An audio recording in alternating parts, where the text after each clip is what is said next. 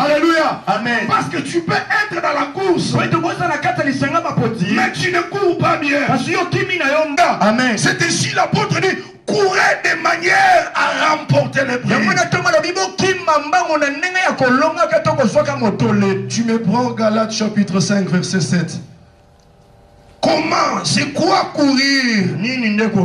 À la manière de remporter. Galates chapitre 5 verset 7.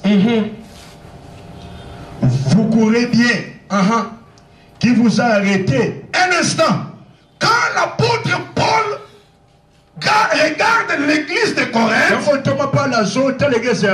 il a remarqué que la plupart des bien-aimés ne couraient pas bien. Alléluia. Amen. Entre autres, la plupart des bien-aimés ne se conduisaient pas bien. Quand il dit courir de manière à remporter, ça veut dire quoi? Vous courez bien. Qui vous a arrêté? Vous vous empêchez d'obéir à la vérité. Vous comprenez maintenant? Courir de manière à remporter, c'est courir en obéissant à la vérité. Amen, amen. Amen. Alléluia. Amen. Donc si tu es dans la course et tu n'obéis pas à la vérité, cela revient à dire tu ne cours pas bien. Alléluia. Amen. Alléluia. Amen. Dans chaque discipline sportive, il y a des principes et des règles. Amen, amen. Amen. Est-ce que tu peux acclamer pour le Seigneur? Dans chaque discipline, il y a des règles et des normes à suivre. Alléluia. Amen. Par rapport à l'athlétisme, par rapport à ceux qui courent, vous voyez dans le stade, il y a des lignes qu'on a tracées. Amen, amen. Maintenant, quand les coureurs se mettent en ligne pour courir, ils sont dans l'obligation de courir par rapport aux lignes qui ont été tracées. Parce que s'ils courent hors les lignes, ou s'ils ne respectent pas les principes, directement il est disqualifié. Alléluia. Amen. Donc il ne va même pas remporter le prix. Quand bien même qu'il était dans la course. Alléluia. Amen. Alléluia. Amen. C'est pourquoi Thomas Paul dit ceci. Courez de manière à remporter. Courez en obéissant à la vérité. Quand nous sommes à l'église, nous sommes dans la course. Mais nous sommes appelés à courir selon les normes.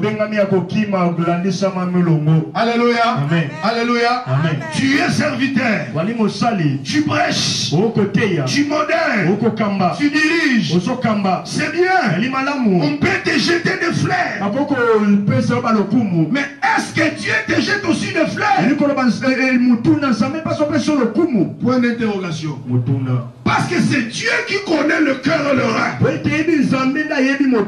Même comme je prêche là, Dieu voit mon cœur.